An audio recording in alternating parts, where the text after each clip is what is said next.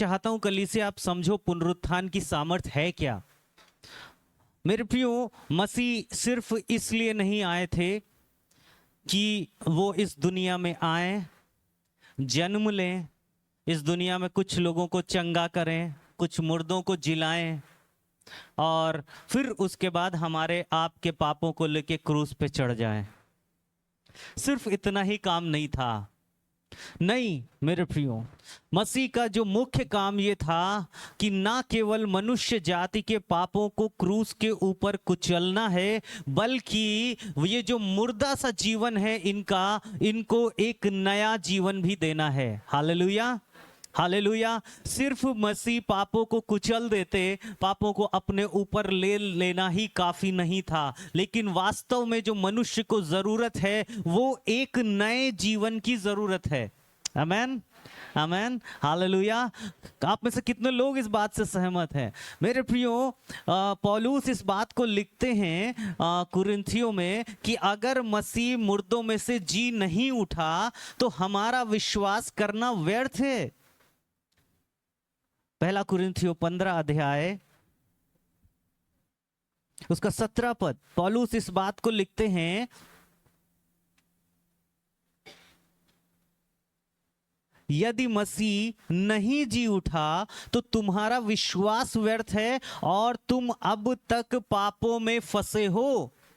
मेरे प्रियो, हालेलुया। तो जो परमेश्वर ने मसीह को भेजा था वो ना केवल मनुष्य को पापों को क्षमा करने के लिए भेजा था, ना केवल मनुष्य के पापों को धोने के लिए भेजा था, बल्कि उन्होंने मसीह को इसलिए भेजा था कि वो मृत्यु की ताकत को कुचल दें। हालेलुया, बोलिए मृत्यु की ताकत को कुचल दें। कितने लोगों को समझ आ रही है बात? हालेलुया। तो मेरे प्रियो, अगर मसीह मुर्दों में से जिंदा नहीं होते तो मृत्यु की ताकत कैसे कुचलती? कुचलती क्या? बोले हाँ या ना?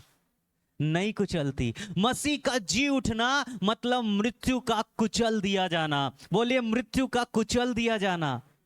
Hallelujah, hallelujah.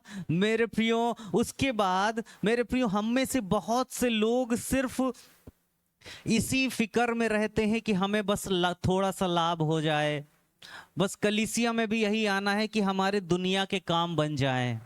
लेकिन पौलुस एक बात और कहते हैं मेरे प्रियो, परमेश्वर ने हमको इसलिए मेरे पापों को अपने ऊपर नहीं लिया, मसीह ने आपके और मेरे पापों को इसलिए ऊपर नहीं लिया कि पापों से छुड़ाकर और नया जीवन देकर हम वापस उन्हीं कामों में पड़ जाएं, वापस वैसे ही स्वभाव में पड़ जाएं, वापस वैसे ही चरित्र में पड़ जाएं, वापस वैसे ही बातचीत में पड़ जाएं। मेरे प्रियो, और हमारा उद्देश्य खाली इस दुनिया में लाभ कमाने का, चंगा होने का, धनवान होने का हो जाए। हालेलुया। मेरे प्रियो, ये मैं अपने आप से नहीं कह रहा। देखिए पौलुस लिखते हैं 19 अध्याय, माफ कीजिएगा, पहला कुरिन्थियों का 15 अध्याय उसके 19 पद में पौलुस कहते हैं, यदि हम केवल इसी जीवन में मसीह से आशा रखते हैं तो हम सब मनुष्यों से अधिक अभागे हैं। हालेलुया। पौलुस एक शब्द इस्तेमाल करते हैं, अभागे हैं। कौन है यहां पर जो अभागा कहलाना पसंद करता है? कलीसिया में कोई पसंद करता है क्या? हाँ या ना? अरे मुंडी तो हिला दो। हाँ हाँ, गुड है ना? कोई नहीं पसंद करता मेरे प्रियो। लेकिन पौलुस इस बात को लिखते हैं कि अगर हम जो मसीह के कहलाते हैं, हमारे लिए जिनके पापों को मसीह ने अपने ऊपर उठा लिया है, जिनके गुनाहों को मसीह ने सह लिया है, रोगों को उठा लिया है, अगर वो इस जीवन में ही आशा रख रहे हैं तो हम अभागे हैं। मालूम है किन से ज्यादा अभागे हैं? सब मनुष्यों का मतलब ऐसे लोगों से भी ज्यादा अभागे हैं जो यीशु को नहीं जानते। आमेन। क्या कहना चाह रहे पौलुस यहां पर? पौलुस ये कहना चाह रहे हैं कि हमारी नजर जो होनी चाहिए वो नए जीवन के ऊपर होनी चाहिए। हमारी नजर जो होनी चाहिए वो मुर्दे से दोबारा जो जिंदा हो गया है जीवन उस पर होनी चाहिए। जब मसीह ने मेरे पापों से मुझे छुड़ा लिया, मेरे श्रापों से मुझे छुड़ा लिया है, और अगर मैं मसीह पे विश्वास करने वाला हूं, मैंने नया जीवन पा लिया है, तो अब मुझे नए जीवन की सी चाल चलनी है। और नए जीवन की सी चाल क्या है मेरे प्रियो? मसीह कहते हैं कि तुम्हारा हृदय व्याकुल ना हो, मैं तुम मेरे पिता के घर में रहने के बहुत से स्थान हैं, अगर नहीं होते तो मैं तुमसे कह देता, देखो मैं तुम्हारे लिए स्वर्ग में जगह तैयार करने जाता हूं। मेरी नजर उस स्वर्गीय घर के ऊपर होनी चाहिए, मेरी नजर उस स्वर्गीय निवास स्थान पे होनी चाहिए, मेरी नजर परमेश्वर के उस घर के ऊपर होनी चाहिए जो मसीह मेरे लिए तैयार कर रहा है। आमीन, आमीन। मैं मसीह, मुझे विश्वास होना चाहिए कि मैं मसीह में चल रहा हूं, मैं मसीह में बना हुआ हूं, तो मेरे यहाँ के तो काम बन ही जाएंगे। मेरी सारी चिंता, मेरा सारा बोझ ये होना चाहिए कि मैं उस स्वर्गीय घर में रहने पाऊं। आमीन। मैं यहाँ पर सब कुछ प्राप्त करूं, मुझे धन खूब मिल जाए, है ना, मुझे धन खूब मिले, मुझे खूब लोग सम्मान करें, हर आदमी मेरे सामने झुके, है ना, यही चाहत होती लोगों की। अच्छा घर मिल जाए, ऐसे इन किन प्रकारेण मेरे पास पैसा आना चाहिए, उसके लिए मैं झूठ भी बोलूं कोई फर्क नहीं, है ना। और फिर पता है, वो जो घर यीशु ने मुझे मेरे लिए बनाया है वहां तक ना पहुंचूं, यहां वाला तो खत्म हो जाएगा, यहां वाला घर है ना चला जाएगा, ये पृथ्वी का जो घर है खत्म हो जाएगा, ये देह खत्म हो जाएगी। कितने साल? किसी का 40 में हो रहा है आजकल, किसी का 50 में, किसी का 60 में, बहुत अनुग्रह हुआ तो 70-75, ऐसा ही तो हो रहा है ना। उसके बाद जो है वो हमेशा का है, ध्यान दीजिएगा, मैं आपको बता रहा हूं। उसके बाद जो है, चाहे वो नरक हो या फिर स्वर्ग हो, ये दोनों ही हमेशा रहेंगे। मैं आज सुबह मेरे YouTube पे एक वीडियो आ गया मेरे सामने। रशिया में एक जगह है, रूस में, रूस जानते हैं, रूस में एक जगह है जहां पर एक वैज्ञानिकों ने प्रोजेक्ट डाला था, एक प्रोजेक्ट डाला था, और उस समय अमेरिका और रूस में कंपटीशन हो रहा था कि किसकी टेक्नोलॉजी ज्यादा बड़ी है। ध्यान से सुनिएगा, बड़ी मजेदार कहानी बता रहा हूं आपको, सच्ची घटना, यूट्यूब पे गूगल पे मिल जाएगी। अमेरिका और रूस में कंपटीशन चल रहा था किसकी टेक्नोलॉजी ज्यादा अच्छी है। और आपको बताऊं, मनुष्य और वैज्ञानिक दोनों, वैज्ञानिक भी मनुष्य ही होते हैं वैसे, है ना, लेकिन जो मनुष्य वैज्ञानिक हैं वो भी अंतरिक्ष में ज्यादा जानते हैं कि अंतरिक्ष में कहां क्या है। आपको सच बता रहा हूं, अंतरिक्ष में कितनी दूर कौन सा ग्रह, कौन सा तारा है, उनको ज्यादा पता है। लेकिन पृथ्वी के अंदर जो कुछ भी है वो आज भी सिर्फ अंदाजा लगाया जाता है, पक्का किसी को नहीं पता। फिर से बोलूं, पृथ्वी के अंदर क्या है ये आज भी वैज्ञानिक अंदाजा ही लगाते हैं। जो कुछ भी आप पढ़ते हो उसमें अधिकतर अंदाजा ही है। और मेरे प्रिय, जब मैं उस वीडियो को देख रहा था तो उसमें बताया कि अमेरिका और रूस ने दोनों ने ये खोज करना चाहिए कि लाओ हम देखें जमीन के अंदर, धरती के अंदर क्या है।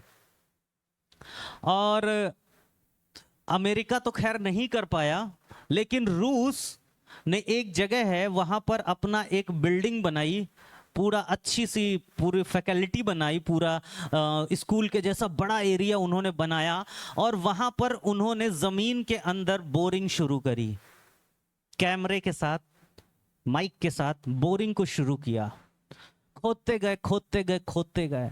उनको अंदाजा था कि पानी अंदर नहीं मिलेगा, जहां पर वो चट्टानों को उम्मीद कर रहे थे वहां पानी था। आपको मैं बता रहा हूं, वैज्ञानिक जहां अंदाजा लगा रहे थे कि यहां सिर्फ चट्टानें होंगी वहां पानी होगा, अंदर धरती के अंदर वो अंदाजा लगा रहे थे कि तापमान होगा 100 डिग्री, 100 डिग्री, ज्यादा से ज्यादा 100 डिग्री, है ना। हमारी यहाँ जो आग जलती है उसका तापमान हम अंदाजा लगाते हैं कि 100 डिग्री होगा, है ना। लेकिन जैसे जैसे वो कैमरा, वो उनका जो उनके जो मशीन थी जो अंदर जाती गई, मालूम है कितना टेम्परेचर पहुंचा? 180 डिग्री, 180 डिग्री। हमारा जो घर में जो चूल्हा जलता है ना, मुझे नहीं लगता कि वो 100 डिग्री तक भी पहुंचता होगा मेरे प्रियो। वो 180 डिग्री तक उनके इक्विपमेंट्स पहुंचे और वो खोदते गए, खोदते गए मेरे प्रियो, अंदर इतनी हीट, इतनी गर्मी, 12 किलोमीटर अंदर तक खोदा, 12 किलोमीटर। यहां से जैसे अगर अंदाजा लगाएं, शुक्लागंज कितना होगा? कौन शुक्लागंज से आता है? 15 किलोमीटर। हाँ, करीब 4,500 फीट अंदर तक वो खुदाई करते रहे और उसके आगे वो खोद नहीं पाए, उसके आगे बोरिंग नहीं कर पाए। ये इतना दूर है कि करीब कई बुर्ज खलीफा आप मिला दो, यहां से शुक्लागंज आप समझ लो लगभग लगभग, है ना। इतनी दूर तक उन्होंने खुदाई की। और मजे की बात यह है कि एक वीडियो उन्होंने दिखाया, एक वहां से आने वाली आवाजें सुनाई, जो आवाजें सुनाई वो ऐसी लग रही थी कि हजारों लोग अंदर पड़े हुए चीख रहे हैं, चीखने की बड़ी भयानक सी आवाजें। वो वीडियो में देख रहा था, हकीकत परमेश्वर जाने, लेकिन जो आवाजें उसने सुनाई वो बोल रहा था कि ये ओपन पब्लिक प्लेटफॉर्म पर अवेलेबल है, उसको आप सुनोगे। और बोल रहे कि वो फैकल्टी, उस दिन के बाद वो जो फैकल्टी थी, वो जो एरिया था, रूस ने वहां से खुदाई रोक दी। 20 साल लगे थे उस खुदाई को होने में, 20 साल। और 20 सालों की मेहनत, वैज्ञानिक उस दिन के बाद उसको पूरा छोड़कर वहां से चले गए। आज भी वो गड्ढा मौजूद है, वहां पर किसी को जाने की मनाही है। उस गड्ढे को लोहे से सील पैक करके बड़ी बोल्ट से टाइट कर दिया गया है और वहां पर कोई जा नहीं सकता। बोलते हैं कि वो बोलते कि उन्होंने ऐसी चीखने की आवाजें जैसे हजारों लाखों लोग एक साथ किसी आग में जल रहे हों और चीख रहे हों। मेरे प्रियो, मैं ये क्यों बोलना चाहता हूं, मैं क्यों बोलना, ये क्यों बता रहा हूं कि हमको आज चुनने के लिए परमेश्वर ने ठहराया है। परमेश्वर चाहता है कि आप पुनरुत्थान को चुनो। परमेश्वर चाहता है कि आप इस धरती पे जो भी आप जीवन जियोगे, 40 साल, 50 साल, 70 साल, 80 साल, वो जीवन, वो दिन, वो घंटा, वो हफ्ता, वो महीना, आपका हर दिन ऐसा बीतना चाहिए जैसे आप मुर्दों में से जी उठे हो और आपको इस दुनिया में अब नहीं रहना, अब आपको जाना है तो अपने स्वर्गीय घर जाना है मेरे प्रियो। और अगर स्वर्गीय घर नहीं है तो वो रोना, प्रभु का वचन कहता है वहां रोना और दांत पीसना होगा। वहां ऐसी आग जलती रहती है, वहां का कीड़ा भी नहीं मरता, कीड़ा भी नहीं मरता। ये कल्पना नहीं है। आपको हल्का लग रहा होगा, जिनको लगता रहे मेरा काम मैं कर रहा हूं। मैं आपको सच बता रहा हूं मेरे प्रियो, आपकी नजर कहां है, आपका ध्यान कहां है, आपकी सोच कहां पर लगी रहती है। मेरे प्रियो, मैं आपसे सवाल पूछता हूं। आपको मालूम, पौलुस और सीलास जेल में बंद हैं, याद है? जेल में बंद हैं। लोगों ने उनके कपड़े फाड़े थे, उनको कोड़े मारे गए थे, कपड़े फाड़ दिए उनके, है ना। लोगों ने उनके कपड़े फाड़ दिए, कोड़े मारे और जाके जेल में अंधेरी कोठरी में बंद कर दिया। सुनिएगा ध्यान से। और मालूम है पौलुस और सीलास क्या कर रहे हैं? अरे दादा दादा मार डरे हो, अरे मर ही जाइबे, अरे दादा बहुत मारिन, हैं मार लेथार लेथार मारिन। भीड़ ने मारा था उनको, है ना, भीड़ मारती तो लेथार लेथार मारा था ना भीड़। है ना, बहु ऐसा कर रहे थे पौलुस सिलास? नहीं, वो भजन गा रहे थे। बोलिए, भजन गा रहे थे और कैदी उनकी सुन रहे थे। इतनी घायल होने पर, इतना चोटिल होने पर, खून बह रहा है, पैर उनके पैर जो हैं लकड़ी में जकड़े हुए हैं, अंधेरी कोठरी में पिछली अंधेरी कोठरी में बंद हैं, लेकिन वहां पर भी वो स्तुति के भजन गा रहे हैं। ये कौन सी सामर्थ है, ये कौन सी ताकत है जो उनको मिल रही है मेरे प्रियो? पुनरुत्थान की सामर्थ। आमेन। उनको मालूम है कि अगर मैं आज मर भी गया तो यीशु के आने पर मैं जी उठूंगा, मेरी देह जी उठेगी, मैं जी उठूंगा। हालेलुया। मेरे प्रियो, स्तिफनुस परमेश्वर का प्रचार कर रहा है, लोगों ने उसको पकड़ लिया और उसको पकड़ा, पूरी भीड़ ने पकड़ लिया, पूरी की पूरी भीड़, और उसके ऊपर पत्थर मारने लगे। वो आंखें उठाकर बोलता है, मैं स्वर्ग को खुला हुआ देखता हूं और मनुष्य के पुत्र को परमेश्वर के दाहिने बैठा हुआ देखता हूं। ये कौन सी सामर्थ है कि पत्थर खा रहा है और मरने जा रहा है, फिर भी उसको जो दिख रहा है वो यीशु दिख रहा है। बोलिए, पुनरुत्थान की सामर्थ है मेरे प्रियो। आमेन। आपको मैं बताऊं, जितने मसीह में मर गए, जितने विश्वास में मर गए, वो सब दोबारा जिंदा हो जाएंगे परमेश्वर के साथ, मसीह के साथ राज्य करने के लिए। और जो मसीह के बिना मरे हैं वो भी जी उठेंगे, लेकिन नरक की आग में सदा के लिए जलने के लिए। आमेन, आमेन। मसीह ने आपको हमेशा जिंदा रहने के लिए बुलाया है। बोलिए, यीशु ने आपको हमेशा जिंदा रहने के लिए बुलाया है। छोटी छोटी बातों में मत उलझिए, रिश्तेदार खुश मत करिए, रीति रिवाज प्रथाएं इनको खुश मत करिए, नहीं तो उस घर को खो देंगे जो मसीह हमको देने वाला है। Hallelujah, hallelujah. मेरे प्रियो, स्टोरी आप सब घर में पढ़ लीजिएगा यीशु मसीह के दोबारा जी उठने की। आपको मालूम है, यूहन्ना लिखते हैं कि जब यीशु मसीह दोबारा जिंदा हो गए तो जो कपड़ा उनके सर पे बंधा हुआ था वो तहाया हुआ उस पे रखा हुआ मिला। कितने लोगों ने पढ़ा है ये चीज यूहन्ना में? आपको मालूम है, यहूदी लोग जब भोजन करते हैं, खासकर धनी व्यक्ति जब भोजन कर रहा होता तो एक कपड़ा वो अपने ऊपर रखता है, ठीक है, और उसका नौकर साइड में ऐसे खड़ा होता है, ठीक है। नौकर जो दास है वो साइड में ऐसे खड़ा होता है, और अगर उसको वहां से उठ के जाना है और वापस आना है तो उनकी जो प्रथा है यहूदियों की वो ये है कि उस कपड़े को तहाएंगे और फिर से टेबल पर रख देंगे।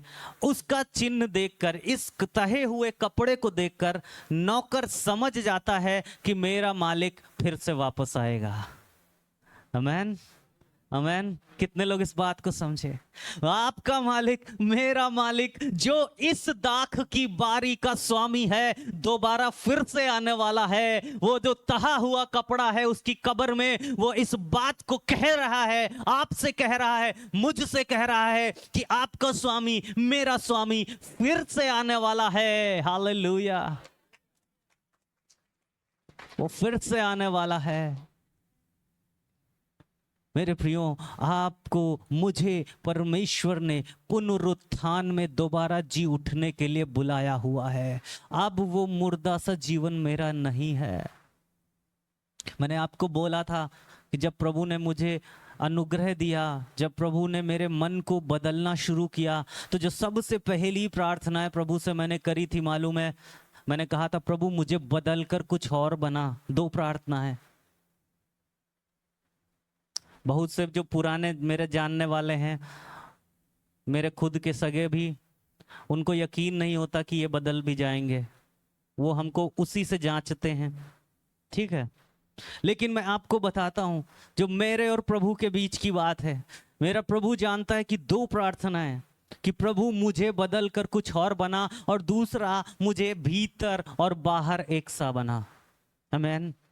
पुनरुत्थान की सामर्थ आपको नया कर देती है। हालेलुया। इस संडे नहीं, आगे आने वाले संडे मैं आपको एक कहानी सुनाऊंगा और एक नए जन्म की एक भेद की बात बताऊंगा। वो सीक्रेट है, वो अगले संडे खोलेगा। अगर जानना है तो अगले संडे होना पड़ेगा। Hallelujah, hallelujah.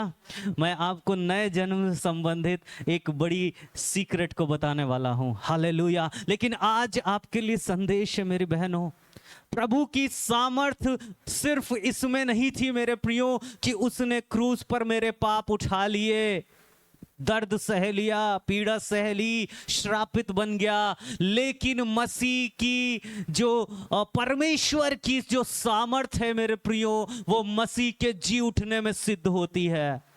वो ही परमेश्वर, मालूम है पौलुस लिखते हैं कि वो जिंदा हो जाने वालों में पहलौठा है, पहला है। हालेलुया। उसके बाद कौन? आप और मैं। हालेलुया, आप और मैं। हालेलुया। हम सब अगर मर भी गए तो दोबारा जीवित हो जाएंगे। हालेलुया।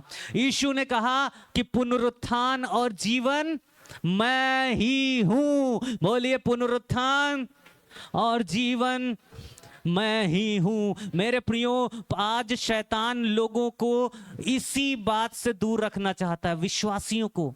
वो चाहता है ये सिर्फ चंगाई में, चमत्कार में, और क्या बोलते हैं, धुएं में, आग में, तेल में, पानी में, साबुन में, इसी में उलझे रहे हैं। वो नहीं चाहता कि आज विश्वासी जो है मसीह की पुनरुत्थान की सामर्थ को जाने। हालेलुया। आप जब प्रार्थना करोगे तो परमेश्वर आपको अपनी पुनरुत्थान की सामर्थ बताएगा। हालेलुया। आपका प्रभु साधारण प्रभु नहीं है मेरे प्रियो। आपको मालूम, मैं पिछले दिनों एक वचन पढ़ रहा था व्यवस्था विवरण में। मालूम है प्रभु कहता है, परमेश्वर यहोवा कहता है कि मुझे छोड़ कोई और ईश्वर है ही नहीं। मैं कहता हूं, सच कहता हूं मेरे प्रियो, जब मैं ये पढ़ा है ही नहीं, मेरे रोए खड़े हो गए। मैंने कहा प्रभु तुझे छोड़ कोई परमेश्वर नहीं है, और आपका परमेश्वर जीवित था, जीवित है और जीवित रहेगा। मेरे प्रियो, मैं आपको बोलता हूं, उसको छोटा ना करें। बोले प्रभु मेरे जीवन में पौलुस और सीलास की तरह हो सकता है आपके जीवन में कष्ट हो, पीड़ा हो, बंधनों में जकड़े हो, जंजीरों में जकड़े हो, लोगों ने सताया हो, कोड़े मारे हो, खून बह रहा हो। लेकिन प्रभु की पुनरुत्थान की सामर्थ अगर आपके भीतर काम करती है तो आपको कतई फर्क नहीं पड़ेगा कि इस शरीर में, इस जीवन में मेरे ऊपर क्या बीत रहा है। मैं प्रभु की ओर नजर लगाऊंगा। दाऊद कहता है कि मैं पर्वतों की ओर देखूंगा, मुझे सहायता कहां से मिलेगी? मुझे सहायता सेनाओं के यहोवा से मिलेगी। मेरे प्रियो, मैं हर एक विश्वासी से कहना चाहता हूं, अगर आप सच्चे विश्वासी बनना चाहते हो तो अपनी नजरें पुनरुत्थान की सामर्थ की ओर लगाना शुरू करो। अपनी नजरें जी उठने पे लगाना शुरू करो। अपनी नजरें उस मसीह, जो हमारा मसीह हमारे लिए घर बना रहा है, उस पे लगाना शुरू करो। आमेन, आमेन। मुझे नहीं मालूम कितने लोगों को बात समझ में आ रही है, लेकिन मसीह ने आपको पुनरुत्थान वाला जीवन जीने के लिए बुलाया है। ये नया जन्म ही इसीलिए मिला है कि मैं मसीह के पुनरुत्थान के बाद का जीवन जीऊं। हालेलुया। बहुत से लोगों को, चेलों को दिखाई दिया, मरियम को दिखाई दिया, 500 लोगों को दिखाई दिया, पौलुस को दिखाई दिया, और सब इस बात की गवाही देते हैं कि मेरा और आपका प्रभु जिंदा प्रभु है। आमेन, आमेन। मेरे प्रियो, एक गवाही मुझे याद आ रही है। एक बड़ा पढ़ा लिखा व्यक्ति था और डॉक्टर वगैरह था शायद, अगर मैं गलत नहीं हूं तो। जीवन भर वो इस बात का इनकार करता रहा कि प्रभु है नहीं, परमेश्वर नहीं है, परमेश्वर नहीं है। और एक घड़ी आई जब वो मरने पे था, और जब वो मरने पे था तो मालूम है कुछ बोल नहीं पा रहा था। बहुत धीमे धीमे शब्द निकल रहे थे, बहुत ताकत नहीं लगा पा रहा था, धीमे धीमे शब्द निकल रहे थे। और मालूम है जब एकदम मरने वाला था, उसके आंसू निकल रहे थे और वो कह रहा था कि बहुत बड़ी गलती हो गई। आपको मालूम, वो व्यक्ति कह रहा था कि बहुत बड़ी गलती हो गई। क्या गलती हो गई होगी उससे? आप सोचो, क्या गलती हुई होगी कि जीवन भर जिसने उस परमेश्वर के अस्तित्व को नकारता रहा, इनकार करता रहा, अंतिम समय में उसी के सामने उसे जाकर खड़े होना है जाके। क्योंकि व्यक्ति जब मरने वाला होता है तो उसे बहुत सारी ऐसी चीजें समझ में आने लगती हैं जो उसे शायद होश में रहते हुए समझ में नहीं आती। मेरे प्रियो, मैं पक्का जानता हूं कि उसको कुछ ना कुछ दिखना शुरू हो गया था, जिसके कारण उसको यह एहसास हो गया था कि मैंने बहुत बड़ी गलती कर दी। मेरे प्रियो, मैं आपसे कहना चाहता हूं, मसीह ने आप सबको, मुझे पुनरुत्थान की सामर्थ्य के लिए बुलाया है, जी उठने के लिए बुलाया है। इस ध्येय से परे उठकर, इस ध्येय से परे उठकर, इस संसार से परे उठकर अपने परमेश्वर की ओर नजरें उठाना सीखें, उस स्वर्गीय घर की ओर नजरें उठाना सीखें, एक ऐसा जीवन जीना सीखें कि हम वो पुनरुत्थान पाएं जो मसीह के साथ राज्य करने के लिए हो। आमेन, आमेन, हालेलुया, हालेलुया। मैं चाहूंगा आप सब आज के दिन मसीह के जी उठने पर विचार करें। आइए सब हम अपनी आंखों को बंद करेंगे, सब लोग अपनी आंखों को बंद करेंगे। बेटा तातू कहाँ है? हाँ? अच्छा, सभी लोग अपनी आंखों को बंद करें।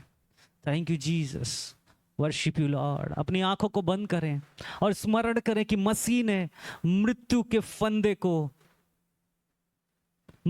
फंदे को तोड़ डाला। मसीह ने जी उठकर वो जो मृत्यु के फंदे हमारे ऊपर थे उनको तोड़ दिया है। मेरे प्रियो, मसीह मुर्दों में से जी उठा और इसलिए जी उठा कि हमें जीवन दे सके, आपको जीवन दे सके। मेरे प्रियो, हालेलुया, हालेलुया। सभी लोग प्रभु की ओर ध्यान करें, प्रभु की ओर मनन करें। अपने हाथों को फैलाकर, अपने हाथों को प्रभु की ओर उठाकर प्रार्थना करें। प्रभु, मैं पुनरुत्थान की सामर्थ को जानना चाहता हूं। बोलिए, मुझ में आपकी पुनरुत्थान की सामर्थ काम करे। बोलिए, प्रभु से प्रार्थना कीजिए। मेरे प्रियो, कलीसिया परिवार, मेरे परिवार हैं आप, आपसे मेरा निवेदन है कि प्रभु से कहें कि प्रभु, मुझे पुनरुत्थान की सामर्थ्य जाननी है। प्रभु, मुझे वो बुद्धि दे। प्रभु, मेरी देह में आपकी पुनरुत्थान की सामर्थ्य कार्य करे। प्रभु, पवित्र आत्मा के द्वारा, मसीह आपकी सामर्थ्य के द्वारा, यीशु आपके जी उठने की सामर्थ्य मुझ में आ जाए। प्रभु, मेरे पापों को क्षमा करें। प्रभु, मुझे नया करें। ओ प्रभु, वो सामर्थ्य दे, वो बल दे कि मैं अपने स्वर्गीय घर को देखने पाऊं। ओ प्रभु, मेरे अंदर आए। सभी लोग अपने आंखों को प्रभु की ओर लगाएं, अपने ध्यान को, अपने हाथों को प्रभु की ओर उठाएं प्रभु की ओर प्रार्थना करें। Hallelujah, Jesus, worship you lord, worship you lord, worship you lord. Thank you Jesus, thank you Jesus. ओ hallelujah, thank you father, thank you father, worship you lord. सभी लोग प्रार्थना करें, प्रार्थना करें, प्रार्थना करें। जीसस, ओ thank you lord, thank you lord. ओ मेरे परमेश्वर, मैं प्रार्थना करता हूँ, मेरे प्रभु, मैं प्रार्थना करता हूँ इस कलीसिया के हर एक जन पे जिन्होंने आपकी ओर हाथ उठाए हैं, आपकी ओर हाथ फैलाए हैं। हर एक के जीवन में प्रभु आपकी पुनरुत्थान की सामर्थ मांगता हूँ। पवित्र आत्मा आपकी सामर्थ उतर आए इनके मनों में मांगता हूँ। प्रभु, आपका प्रकाश, आपका प्रकाश, वो स्वर्गीय प्रकाश, वो ज्योतिर्मय प्रकाश इनके जीवन में आ जाए। मेरे प्रिय परमेश्वर, ओ मेरे प्रिय परमेश्वर, मेरे प्यारे परमेश्वर, मेरे प्रेमी प्रेमी परमेश्वर, मैं प्रार्थना करता हूँ इन्हें छू ले मेरे राजा, मेरे प्रभु। ये कलीसिया यीशु आपकी पुनरुत्थान वाली कलीसिया बन जाए, इसमें आपकी जी उठने की सामर्थ प्रभु आपकी पवित्र आत्मा में बहे, प्रभु आपके वरदान बहे, प्रभु आपके आत्मा के फल बहे। ओ यीशुआ पवित्र आत्मा जी, पिता की महिमा इसमें हो, मसीह आपकी महिमा इनमें हो।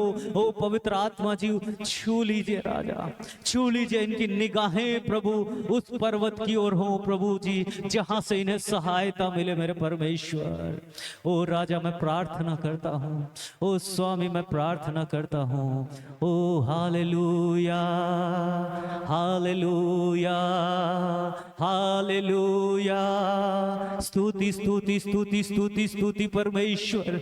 ओ मेरे परमेश्वर आप पवित्र हैं प्रभु जी, आपकी मर्जी पूरी हो, आपकी इच्छा पूरी हो, आपका राज्य आए। ओ मेरे परमेश्वर आपके लोगों के हृदय में पवित्र आत्मा जी आपकी आग उतरे प्रभु, आपकी भरपूरी उतरे। ओ मेरे प्रभु स्वर्गीय खोले प्रभु, अलौकिक अलौकिक बातें खुले प्रभु जी इनके हृदय में। ओ प्रभु इनकी आत्मा में प्रभु जी, इनके मन प्राण आत्मा देह में आपका नाम महिमा पाए मेरे परमेश्वर। ओ जीसस, ओ hallelujah, thank you almighty lord, ओ almighty father, hallelujah, thank you Jesus. सभी लोग अपने हाथों को उठाएं, मैं चाहता हूं आप अपने प्रभु से प्रार्थना करें। मैं आपको उत्साहित करना चाहता हूं कि प्रभु मुझे वो जीवन दे जो नया है, मुझे वो जीवन दे जो मुर्दों में से निकल गया जीवन है। हालेलुया, ओ जीसस, प्रभु दया करें, दिल से बुद्धिमानी के साथ पूरे समर्पण